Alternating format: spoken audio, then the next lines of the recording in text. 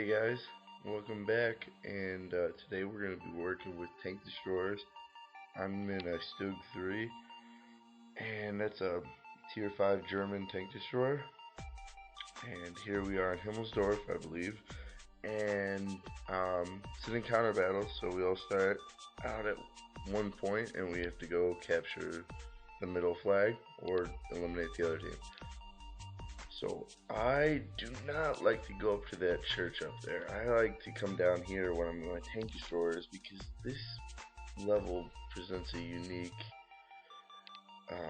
setup where I can do what I'm doing right in this niche right here.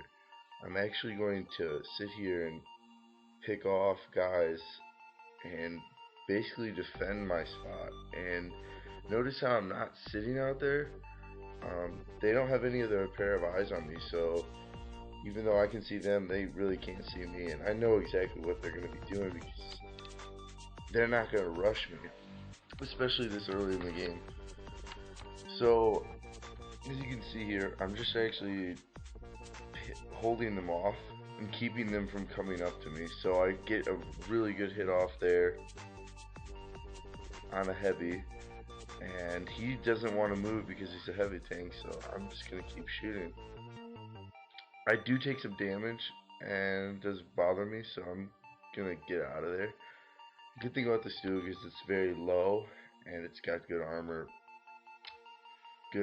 angles. So. I'm a little freaked out, that's why my tank is flying left and right, because I can see that they're all around me, but I do manage 2 shots off on this tank, and I do finish it off.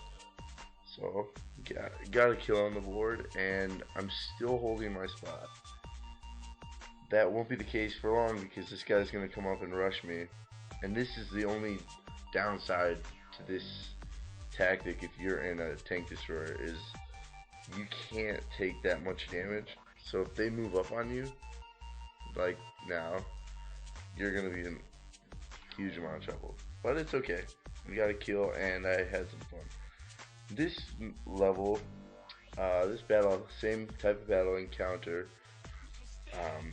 We are the highest tier. 5 is the cap for this battle, so it should be really good for me. One thing about the Stug that I really like is its balance. It's a tank that's fast. It's got decent armor, as you saw in the last clip. I took quite a few hits from heavies and the like, and the gun is really good. I'm not saying you're gonna penetrate every time, but if you put yourself in a good position and you're at a good range, you're gonna do a good amount of damage. So here I'm up on the berm, and this is kind of just like a safe tactic. I wasn't really feeling like going out like I did in the last clip and go out there right at the front. So you can see me trying to maneuver around for a better shot, but it's really not working because of the berm. That's another thing. You really want to be patient, and here I am. I've gone down the hill from the berm. I got a little impatient, but it doesn't end up hurting me because I know that they're at where we started. They're pretty much their whole team. If you can see on the map where it says 1, there were many purple dots. So I knew I wanted to get down before they came around and took us out. As you can see now, all these enemies are popping up on my marker, and that's why I came down here. With this dude, you have a great gun, and you can also flank because of your speed. So I'm actually going to find the last person in this group, and I'm going to get behind him because I don't want anything to go wrong with this whole little setup here. So we've taken out maybe 2 of them, and almost all of our guys are taken out. But as you can see, I got behind this Stug, and this is pretty much over. I think everybody knows it. He gets a shot off, but it really doesn't matter because I had 2 good shots into his rear, so he has pretty much no chance. Unless, of course, somebody else comes up and saves him. But that's not the case. He's a new Stug, so he doesn't have a really good gun. that's pretty much it for that battle. Here we are at Fjords, standard battle, so you guys all know how it works. And this is a really good clip. My goal for this one was to find a spot that I could overlook a lot of different choke points in this map. And what I mean is there's a choke point in the northeast corner, and that's where people come around the mountain. And I know that that's a place where maybe 3/4 of the way into the game that it's going to be loaded with tanks making their way around it. And also I wanted to be in a spot throughout the middle where I could watch them come in. So I ended up at this spot, and this spot is fantastic. I I stayed here the whole game actually, because as you can see I could see across the map this huge plane, and I was able to take shots off on enemy tanks, which was really nice because I don't think I really got spotted until later in this match. So these bushes and these rocks, it's just all about placement for a tank destroyer, and you kind of want to be a step ahead of yourself so you don't get lost track of where the battle is. So right here I'm really trying to get this guy. I don't end up getting a shot. Not exactly sure why. There are trees and everything around.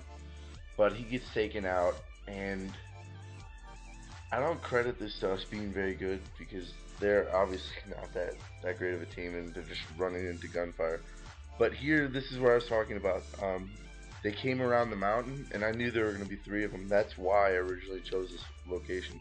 And this guy doesn't know I'm here until my second or third shot, and by then it's already too late for him.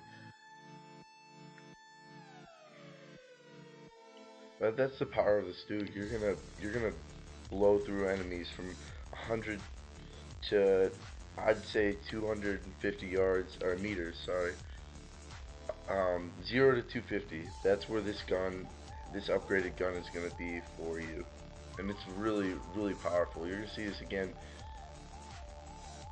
I think there's gonna be another enemy popping up here. Yeah, he's wide open. Do some bounce there. Actually, I think it hit his track. You get one more shot off, and then I get blown up by artillery fire because I wasn't moving enough. And that's something that we can all learn from, myself included. Artillery fire is not something to mess with, and when you know that you've been in the same location for too long, they're gonna know that as well, and they're gonna target you. So that's it for this video. I hope you guys enjoyed it and learned something from it. If you guys have any suggestions, um, one for me, a question I have for you is if my videos should be at one clip and just an entire gameplay, something good and relevant, or should I do one or two, because I don't think I'm going to do three anymore, because it's just too much, and I don't think that you guys are really getting a good grasp for what I'm doing if I'm zooming through each gameplay. So let me know what you guys think, and I'm out. See ya.